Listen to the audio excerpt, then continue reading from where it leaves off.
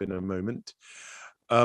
It's lovely to see you all coming back for more of Joanna's wisdom as she takes us through this journey of Christian spirituality. So longeth my soul, faith, Christian spirituality and faith at a time of loss. How relevant can it be? It's a wonderful Lent resource. So thank you, Joanna. Without further ado, I'm going to hand over to you, and then I hope we'll have time for some questions and responses after your talk. So Joanna, your co-host, it's over to you. Thank you very much. Thank you for having me again, and it's nice to see everyone again.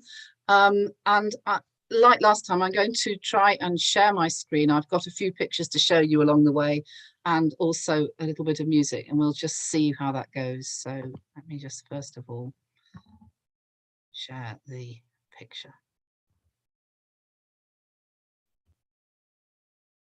It's looking, whoops, hopeful.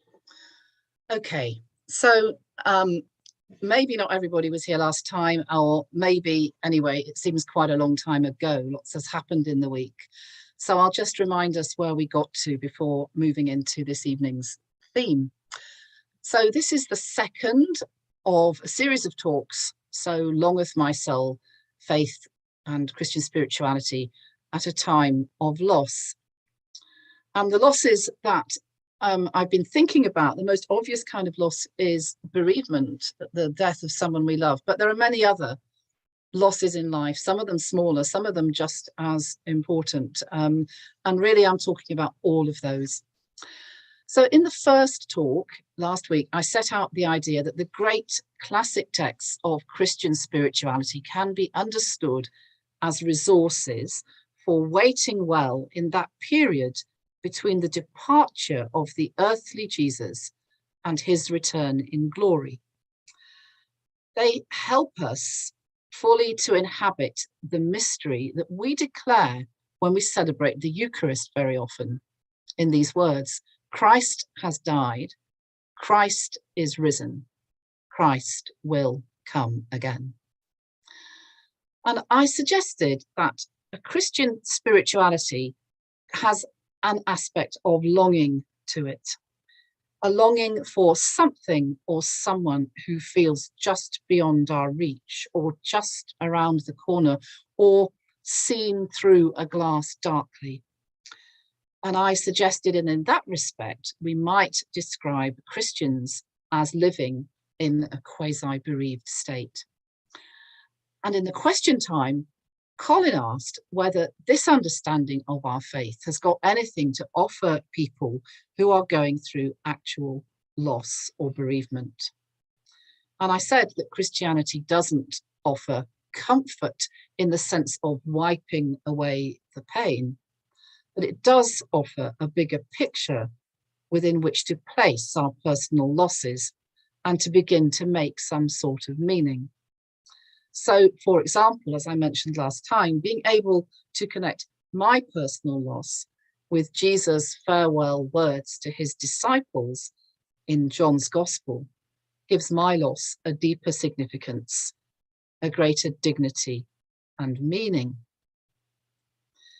The Christian story is full of meaning, but it's also deeply true, not just in the sense of being coherent and authentic, important as that is, but in telling us something about the way things are.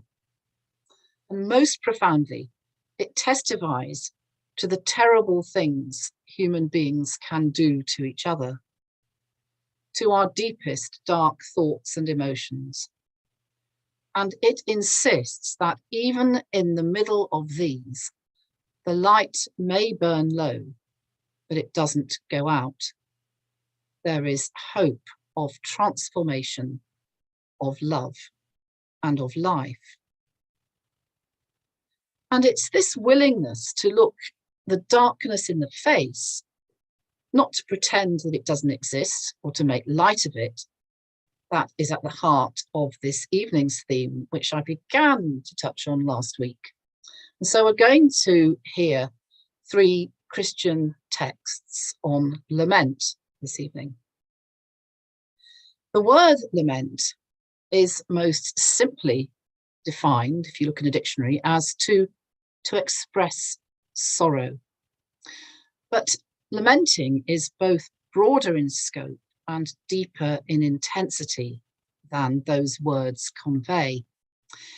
It's perhaps the most obvious response to loss, expressing not only consternation at what or who has been lost, but also a desire for things to be made right.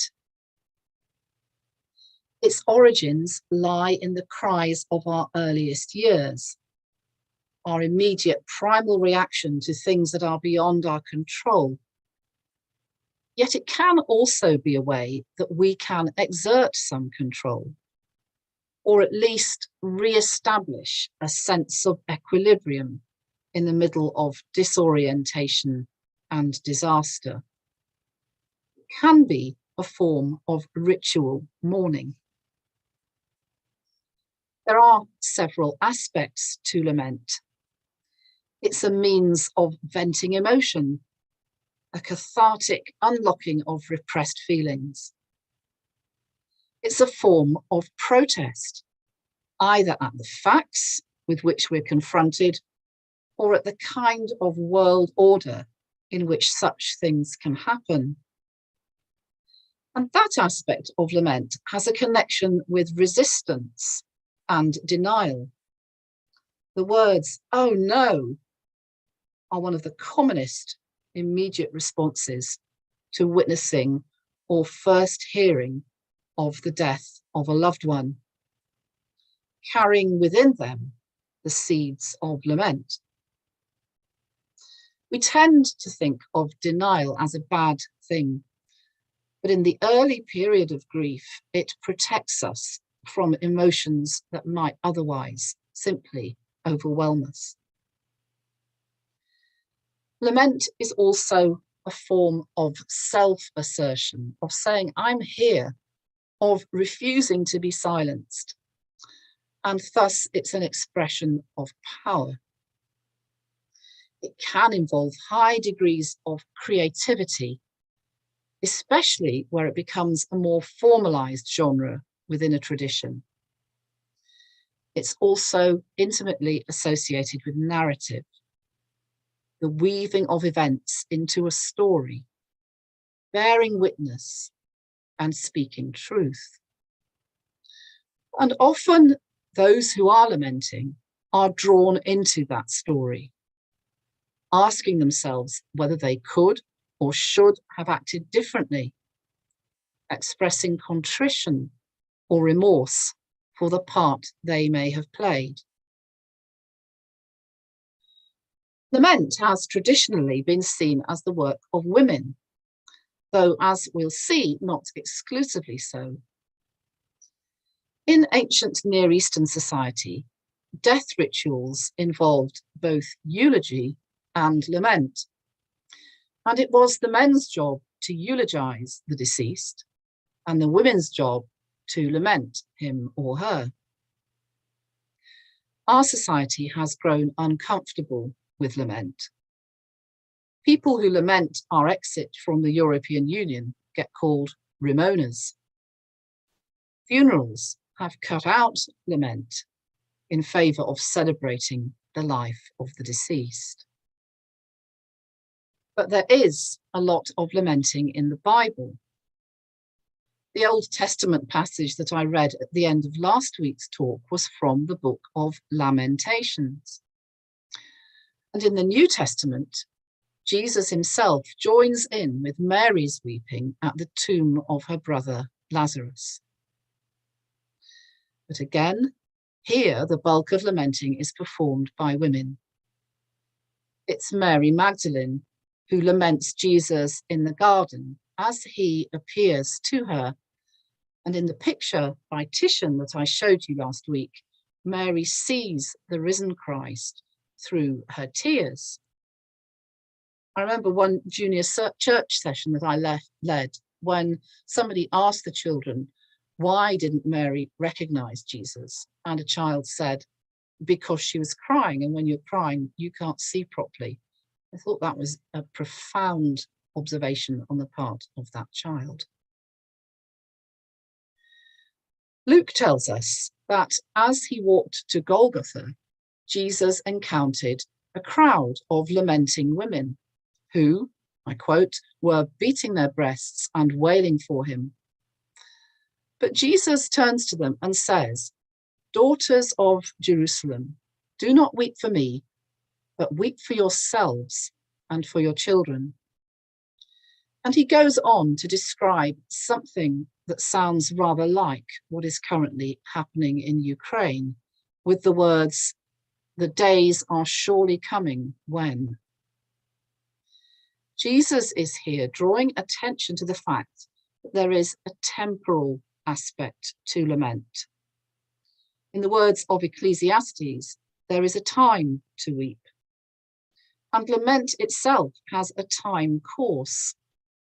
It moves through weeping to complaining, questioning, and then to a degree of reorientation of the self and some composure.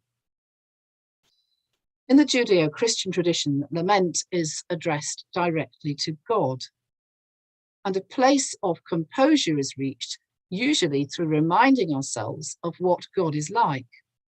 God is good. God loves us, and ultimately, God can be trusted to bring us through. It's usually said that lament emerges as a feature of Christian spiritual writings in the early Middle Ages in Catholic Europe. And much of it is centered, naturally enough, on the Passion of Christ. Often, it involves placing oneself in imagination at the foot of the cross alongside Mary, the mother of Jesus. The 13th century poem Stabat Mater does just that. And as the Renaissance progressed, the genre of the Pietà developed. And the most famous example is Michelangelo's familiar statue in the Vatican that dates from 1499. But I don't want us to look at this so much as a piece that dates from about 10 years later. And this is an altarpiece painted by Raphael. Apart from its stunning beauty and rather unusual composition, this is a deeply human painting. It was commissioned by Atalanta Baglioni to commemorate the murder of her son Griffonetto as part of a family feud. And it's said that Griffonetto, his wife and mother, all feature in the painting. This is a kind of worked example of the way that our grief, regret, even remorse at human losses can become part of the story of Jesus. That we may bring our own griefs into our devotion to and longing for him. And the story behind this is tragic in many of its details, one of which was that Griffonetto's mother wouldn't let him into her home to seek refuge. And as a result of that, the people who were after him murdered him. And the figure of Griffonetto is the figure who is carrying Christ in the foreground, not Christ himself. But there he is, central pretty much to the composition. Her grief, her remorse, her questioning of what perhaps she might have done differently in her life are brought into her devotion to Christ. And we see this in later centuries with the development of worship that invites participants to bring their own private griefs and then draws these into a lament for Christ, inviting participants to join in. I'm going to share the first of this evening's texts with you now. It's a short extract from the opening of Bach's Matthew Passion that's written sometime after this picture was painted in 1727. at the dawn of the modern age. And the words were written by Christian Friedrich Heinrich, who was known usually as Picander, a Lutheran Christian poet. And it invites us to join with the lament of the daughters of Jerusalem, who look on as Christ takes his weary steps to Golgotha. So I've put the German and the English words of this side by side, and I'll just read the English. Come, ye daughters, help me lament. Behold, whom? The bridegroom. Behold, how? Like a lamb. Behold, what? Behold his patience. Behold, where? Behold our guilt. Behold him out of love and graciousness, himself carrying the wood of the cross. Come, ye daughters, help me lament. Behold, whom? The bridegroom. Behold him, how? Like a lamb. So that lament is sung by two adult choirs who sing to each other. And the chorale, which is printed underneath, which I'm not going to read out now, comes from a place of composed reflection, sitting against the lament, and it's sung by a boys' choir. So I'm going to try and play you about 3 minutes of this opening chorus now. And if it works, listen out for the steady beat that represents Jesus Christ's heavy footsteps.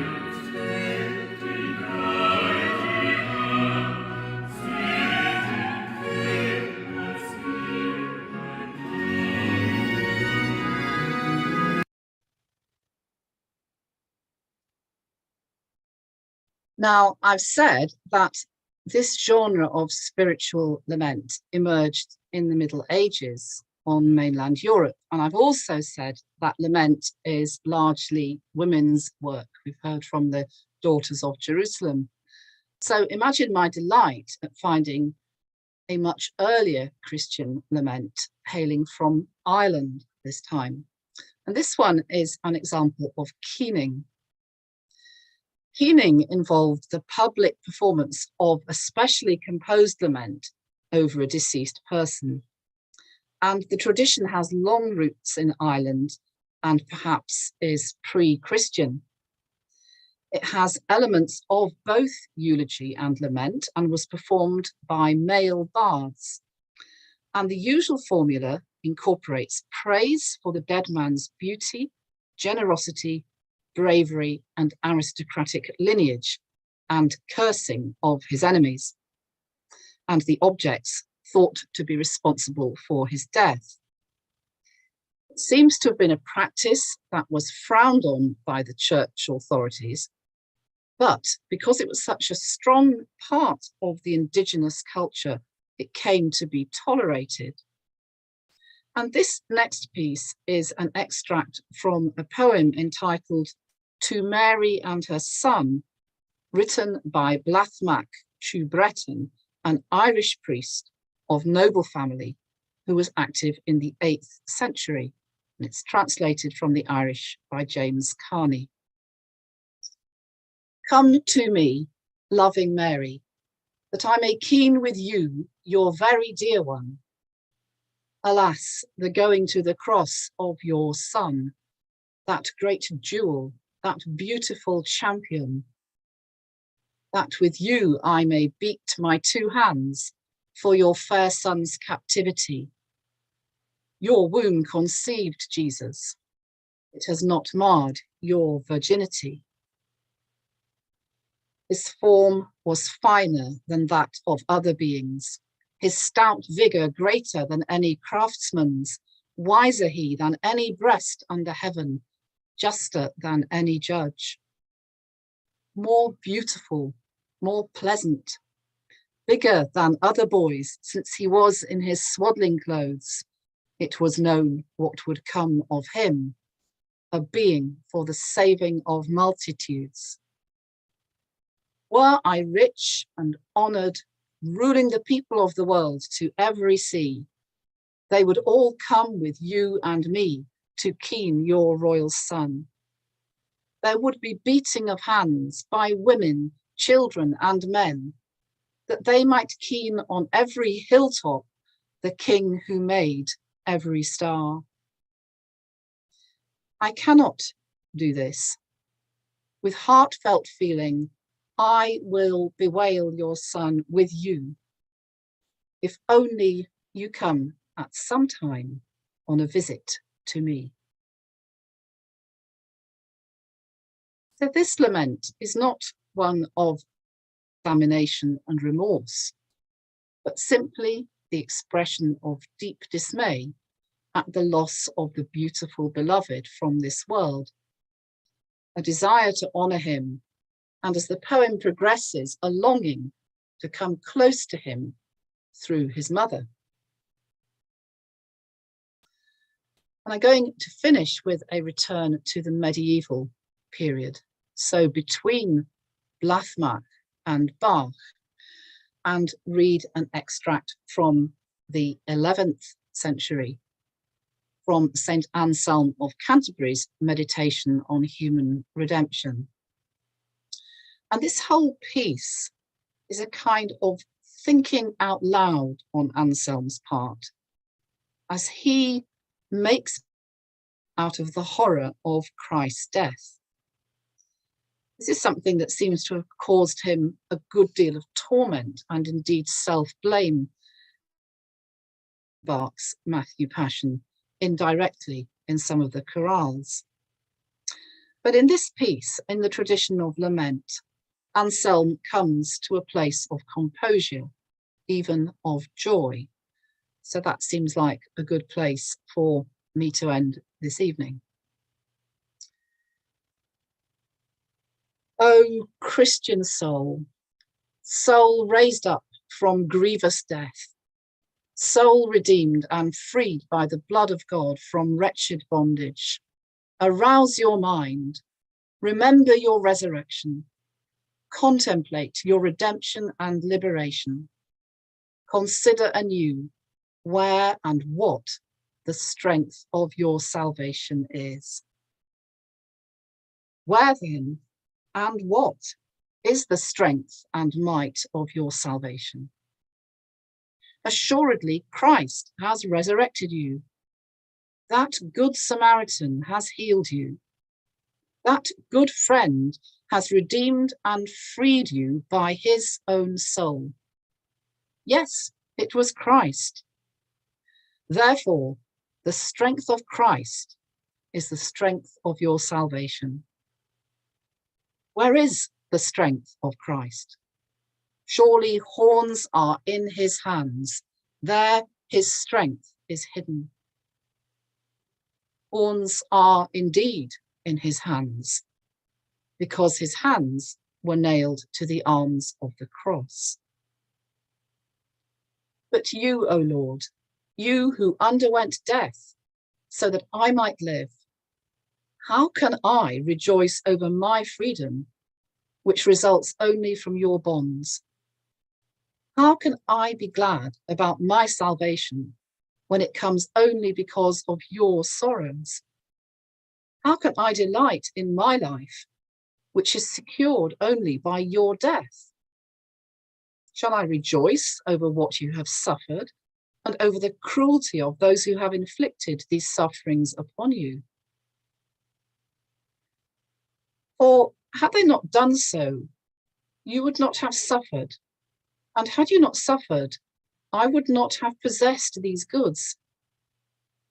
On the other hand, if I grieve over your sufferings, how can I delight in these goods for the sake of which your sufferings occurred, and which would not have existed had your sufferings not occurred? But surely those wicked men were not able to do anything except because you freely permitted it. Nor did you suffer except because you graciously willed to. And so I ought to detest the cruelty of those wicked men, to imitate your sufferings and death by grieving over them, to love your gracious will by giving thanks, and in these ways to exult, free of distress, over the goods conferred upon me. Therefore, O insignificant man, leave the cruelty of these men to the judgment of God, and meditate upon what you owe your Saviour. Consider what your condition was, and what has been done for you. Reflect upon how worthy of love is he who has done this for you. Behold your need and his goodness.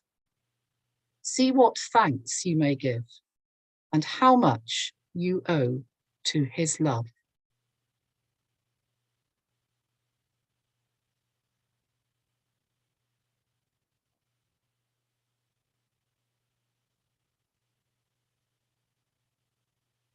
Thank you, Joanna, so much to absorb there. I don't want to, as I said last week, I don't want to hog. So do please feel free to raise the hand. I think you should all have a hand function. Is it under reactions? Yes, you can raise a hand. And Gerald, or if anyone sees a raised hand, do please let me know. So while I give you time to have a think about what you might want to ask Joanna, I want to say again, thank you so much. I'm very conscious, and I think there are several clergy here this evening who will be interested in a way to ponder what you've given us in the light of having to take funerals and spend time with bereaved people. And so if I can just pitch in with a first question, cheeky, chairman's privilege maybe. I'd love to ask you, what have we lost when we've lost Lament? because, as you rightly say, taking funerals these days is often, and I'm not hostile to this idea, but being with bereaved people and working with them as they put a funeral together, people tend to want to celebrate the life and to focus on the eulogy rather than the lament. Is there a case for saying that leaving lament behind is a sort of psychological progress on our part, or have we lost something really fundamental when we've lost the art of lamenting? So I'm a great one for not being too prescriptive about these things. I think everybody's grief is different. There's no right or wrong way of doing it, but I think there is something lost if we don't have that resource, and we can choose to use it when we want. So I've talked about lament as if perhaps it incorporates the first response, the early responses to counting the reality of the loss, let's say the death of a loved one. But that may not be the right time. I think there's a kind of wisdom in knowing when it's time to lament. And sometimes people are not at the time of the funeral in a place where they are quite ready to lament. And I think they need to be in a place where it's never safe to lament, where it feels safe enough, where there is permission to do so. And lament isn't just flailing around and screaming, and that's the thing we're all frightened of. People are terrified of breaking down at a funeral. I mean, that's the worst thing you can do, isn't it? And it's not that. I think, the thing that we've lost about lament is having a format within which it can be held, a kind of structure in which you know that there's a beginning, a middle, and an end, and you can kind of you can come back to it, and you can do it again as many times as you need to, and you can end it in a place where you're not just a blob of jelly, but you can carry on with the rest of your life and go home and make a cup of tea.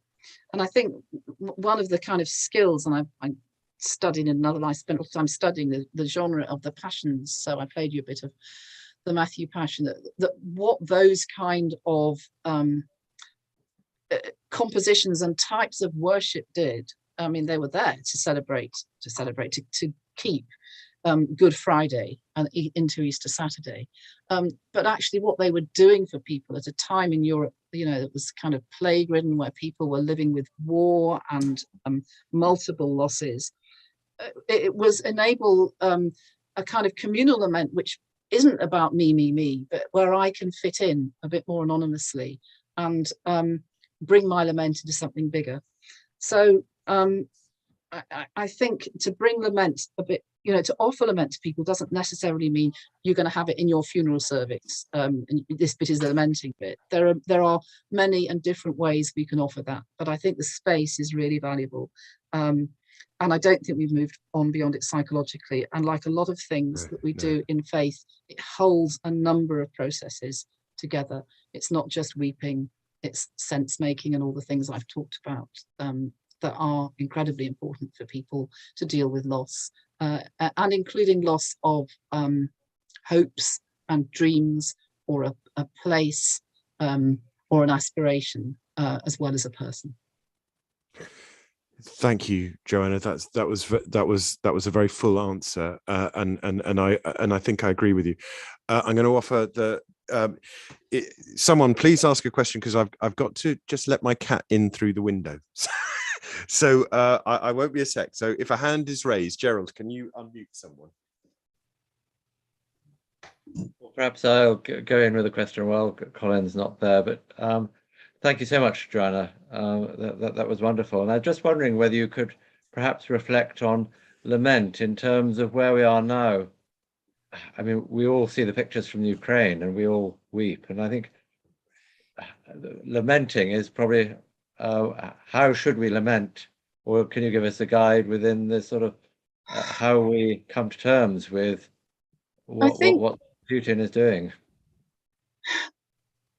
I come back to the time thing, and I mean, it can be a long process. So you can go around in cycles with it. But one of the things about that passage from Anselm that I read at the end is that he's asking himself questions all the time, which is a really important part of lament. So it's not simply saying, you know, this is awful and I can't bear it. It's also asking, why is this happening? There's quite a lot of kind of public lament going on with people saying, we didn't realize, if only we'd known, if only we weren't so dependent on Putin, why have we been so morally weak? Could we have done something different? Then there's, you know, the kind of ambivalence towards God. So we pray to God. This is a country that is kind of, you know, steeped in Christianity and its own Christian culture. But we also must ask, you know, if you're anything like me, I'm asking, why does God let this happen? And you know, why these innocent people? I think we need to do that if we're to come to a place of truth. And I guess it would be, we jump quickly to what could I do, you know, to make a difference. That's kind of where a lot of us are at the moment. But alongside that, which is healthy, I think this processing of the awfulness of it and the fact that it makes us question many, many things. And I think the thing about lament is it's communal.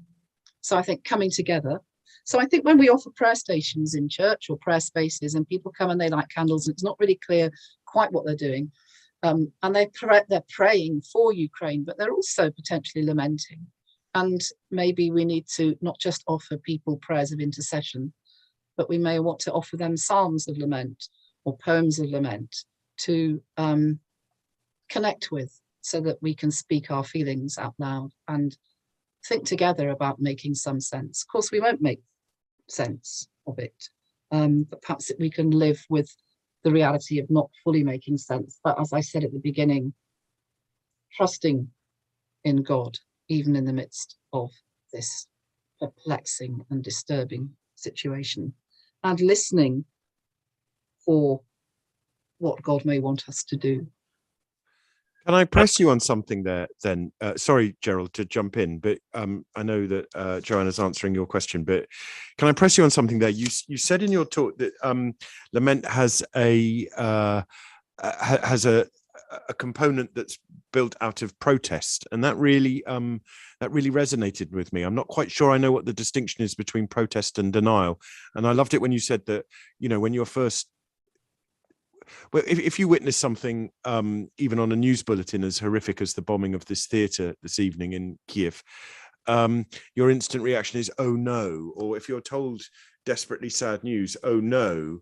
And I'm interested in that idea of lament then as protest, and as and to what extent is all prayer, is protest somehow woven through the whole idea of prayer, and particularly prayers of lament and denial? Or maybe prayers of intercession. Not so much contemplative prayer, I think, but I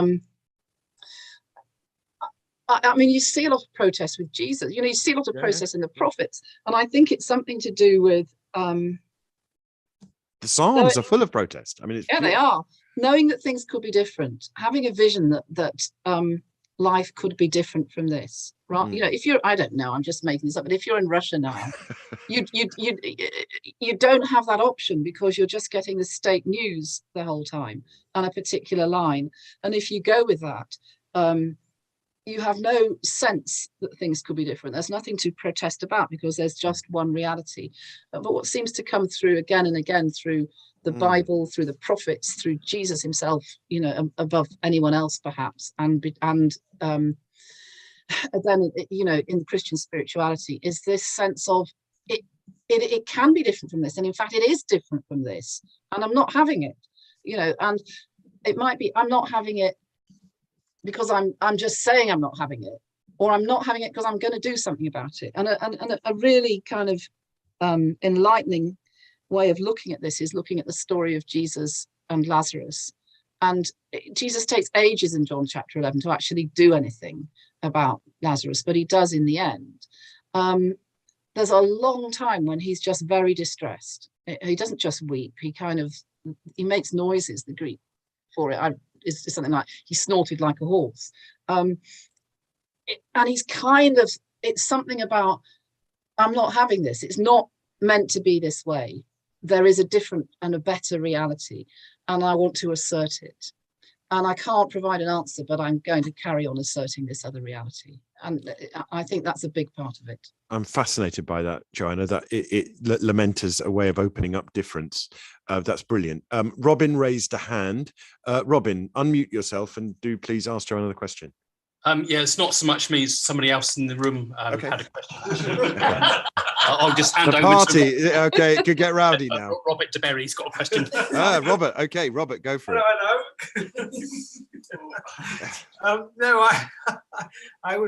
we were just commenting, it shouldn't really be another clergyman, but I was thinking of the death of Diana was an incredible national lament. Yeah. And it really was a lament, I think, that one. Partly, I suppose, because she was so beautiful, so young, and it seemed so awful the way she died. But there was a real massive movement of lament at that time. There was almost a keening there. You know, if you think of Elton John being the bard, there was cursing of the evil people who'd done this to her. You know, whoever you decided to blame. There wasn't a lot of self-blame. It was clear who the villains were. Though different people had different ideas about who the villains were, but there were some very clear villains. It was either, you know, the royal family or the paparazzi or the media in general, or the establishment. So yeah, that's a really interesting observation. It's very near the surface, and I kind of think I don't think we can control this as churches, but I think we can honour it and speak into it. And I think, and we can see it in our own story as well. And I guess, again, what's interesting about Anselm is that he kind of says, yeah, I know you want to get angry with the people who crucified Jesus, but and indeed he does explore this really disturbing kind of what we would now see as anti-Semitic idea that it's the Jews' fault. But actually, at the end of the day, he kind of says, stop doing that. The idea of blaming people actually will not take you to the place that you need to be. And in terms of bereavement, one of the things that it reminded me of is when people who've lost somebody who's very, very dear to them feel bowed down with guilt the first time they have a day when they don't think of that person, or a day that they actually enjoy that person has died, and yet life can go on for them. And there's something there about lament leading you to a place where actually you can start to wake up to joy and pleasure and life authentically, even at the same time as deeply mourning the person you have loved, which is kind of why I put the snowdrops picture up at the end in the snow, that it's a kind of resurrection image. It's also an image of new life in kind of ordinary life, this idea, this kind of cliche that life goes on, because it does. I see Jane, you have a hand up. Jane, unmute yourself and go ahead. Yes, we focus, you focus that death is sort of the point that you're actually losing the person, and then the grief and the lamenting follows. But with some illnesses which are progressive, it's possible, I would suggest, to go through that process while the person is still alive, that it's not necessarily the death of the person that's triggering that process. Yeah, exactly. And that's what I mean when I said there are many sorts of losses. And, you know, that there's, and also about when it's timely to lament. So you said exactly right. You may actually lament well in advance. And if we take, for an example, a condition like Alzheimer's disease, that one may be lamenting for a long time, though not given the space to lament necessarily in conditions like that, because you can't just lament. You have to carry on. You have to somehow inhabit that ambiguous place. And then when you get to the funeral, it can be a bit kind of a limbo stage, because actually the next thing you need to do is to start doing something else, which is what I would call remembering, and I mentioned last week. But it's a bit early at the funeral to be doing that. You've reached a kind of pause point. So, you know, there are models of grief that say, you know, you stage 1 do this, stage 2 do that, stage 3 do that. But actually, in all our losses in life, those phases are just intertwined with each other, and for each kind of goodbye, you know, the lament may come early, it may come late, it may be intertwined with many other things as well. So it's never in a straight line, and that's a really helpful point to remind us about. So thank you, Jane. Thank you. Thanks, Jane, very much. Now, have we got any raised hands? I don't want to glance over anybody who may have a question or a thought. John Yes, sorry. Guy, Who's got raised? John Bob Guy. Simmons, and who else? I've got Bob Simmons here. Bob, you go ahead, and then if John Guy, I think, was wanting to come in. and John Guy. Okay, but Bob, you go first, and then John. This is a rather general question to do with bereavement. That you talked about the sense of bereavement, which is embodied in Christianity because of the death of Jesus. Another one is on a personal level, that people have a sense of bereavement if they don't from time to time experience the presence of Jesus or God, or however they like to put it. It seems to me that there's an interesting relationship between these two at, both a psychological and a spiritual level. And I wonder if you could comment on that. Thank you. Well, it's kind of what I was trying to say last week. It was pretty much what you've just said. That, you know, this evening I focused on the Passion narrative as a focus for lament, which holds an awful lot of stuff. But I think about our human life, but spiritually and theologically, it's holding this sense of God not being fully accessible. Now, that might be, we might say that, you know, theologically, in the sense that I kind of mentioned last week, that there's a kind of sense that we live between the time that Christ was here first and the time when he returned. And although we have the Spirit, and let's not, you know, minimize that, we are still awaiting something more. But what you've just said, Bob, actually touches really what something important, which is that in our own lives, from time to time, we don't feel close to God, or we feel the absence of God, and maybe for very long periods of time, and that causes us all sorts of difficulties. And I think what I'm kind of saying is that the great spiritual giants who have left us their writings and their stories over the last 2,000 years have known that only too well, and have offered us these gifts to help us be in that place where we don't feel quite connected. And it may be that God just feels just out of reach, or it may be that we just feel utterly alone. And I think one of the things I want to do, and I think I used this word last time, was kind of normalize that often in our lives, God can feel distant. And we shouldn't feel guilty when that happens. We shouldn't feel self-critical.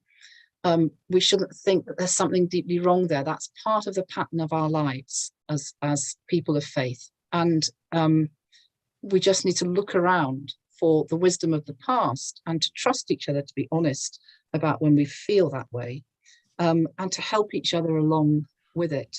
And we've already talked quite a lot about the Psalms, and I think one of the reasons the Psalms survive is that they just name all these things. And there's so much in the Psalms about where are you, God, or how long are you taking before you act? I can't connect with you. And of course, supremely, you have that on the cross when Jesus says, my God, why have you forsaken me? And I think what they model for us is that even when it feels like that, it's worth crying out. It's worth asking, where are you? It's worth saying, I want you. It's worth saying, why have you forsaken me? Because deep down, we have a trust that God is there. But that just names the fact we don't always feel it. It looks as if God may be absent at times to us. And yet the nature of faith is that we trust that God isn't absent, that God will bless us, and will do that through our companions who worship with us. So I don't know whether I added much to what you said, because I think you said it really well, but I think it's a reality of the Christian life. And we need to, when it's part of our story, name it and realize that there are many resources to help us with those feelings, and to help us tune into the fact that God is present and God can be trusted, and that we have greater intimacy with Christ to look forward to in the future. Thank you, Joanna. I absolutely love that answer. That it's worth naming, or saying out loud. It's worth naming the sense of absence, even when we're feeling it. Why have you forsaken me? The naming is important, and I suppose that's what lament is. It's a naming of the pain, bringing it, vocalizing it out in the world. But I'm conscious that John Guy, you raised a hand, I think. So, John, over to you.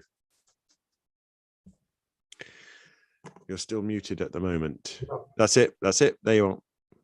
I'm concerned that listening for a lot of the conversation that's been going on, I don't disagree with any of it, but one of the areas of concern for me, having studied psychology and so on, is that sometimes in Christian traditions that we come across is that people are actually not allowed to mourn.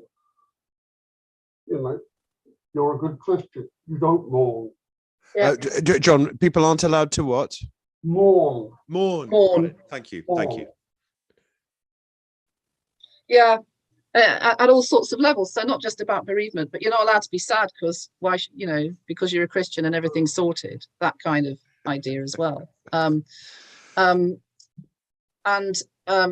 could say lots on that. But there's a I can never remember which of Paul's letters to the Thessalonians it is, when he's talking about the resurrection, and he says, I don't want you to mourn. People he's writing, I don't want you to mourn as others, I don't want you to mourn as others do. And quite often people kind of take that text as, if you're Christian, because you believe in the resurrection, because you trust in Jesus, everything's hunky-dory, and it's wrong to mourn, to get depressed, to just feel a bit downhearted and miserable. None of these things are allowed. But actually that verse goes on to say, I don't want you to mourn as others do who have no hope.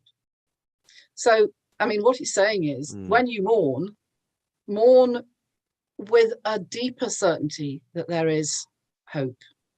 Not don't mourn, but actually people do misread that verse, and they misread it because it's part of the kind of culture that you've named, which is one that's profoundly kind of dishonest about and doesn't trust God. Because if you trust a parent, you don't pretend to your parent. And anyway, your Father in heaven sees everything. You don't pretend to your parent that you're miserable. When you're miserable, you go to your parent and you say, it's hurting. Can I have a plaster? And that's the kind of relationship that Jesus offers us with God, one in which we can be completely honest, and models it himself. And so when we say to people, or we might not say it, but we might imply it by everything else that we do. You're not allowed to mourn. You're not allowed to be miserable or sad or shy or introverted or just have a bad day. That's actually a distortion of the gospel. So I totally agree with you. And, you know, I'm not the kind of person who wants us to be miserable all the time. Absolutely far from it. But I think when we feel miserable, then we need to share it. And in a sense, that's the first step of moving towards being joyful. And, you know, as I often say to students, you know, being joyful isn't the same as being an extrovert. It's about something deeply appreciative that we can express in many ways, and we can express in the middle of trouble.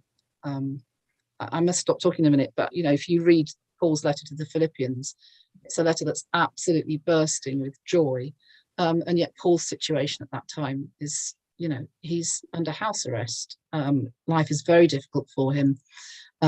He doesn't pull back from saying how difficult life is and how miserable he is, but he just goes on and says, I will rejoice, and that's what I want you to do as well. I better stop there.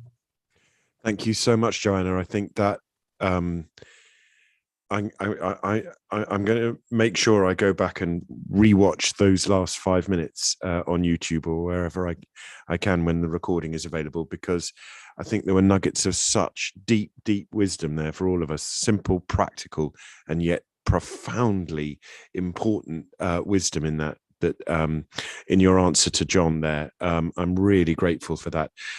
We're coming up to 8:30, and Joanna, would you close with a prayer for us all? Thank you. Yeah, I brought a little prayer, and it's written by St. Anselm. So I thought, as I'd read something by St. Anselm, I should say this prayer. So he's a hero. He's a hero. Yeah.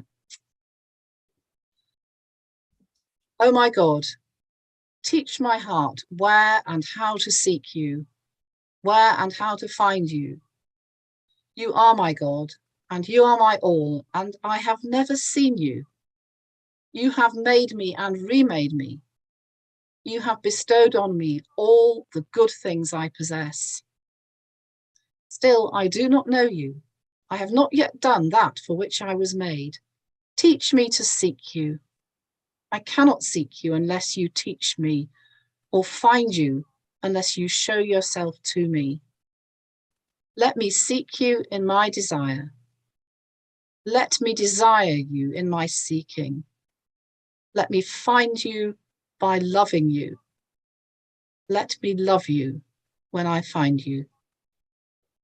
Amen. Amen. Thank you so much, Joanna. I think that would be what an extraordinary, nourishing hour that was. Deeply moving, incredibly, profoundly wise, and something for us all to carry through the next week, when I hope we'll meet again 7:30 next Wednesday evening to hear Joanna's third Lent talk. I don't know if you can applaud on Zoom, but I'm it doesn't really work, does it? But anyway, look, you can see the hands even if you can't hear them. Thank you, Joanna. That's so all right. much. Thank you. And God bless you all. God bless. Bye-bye. Bye.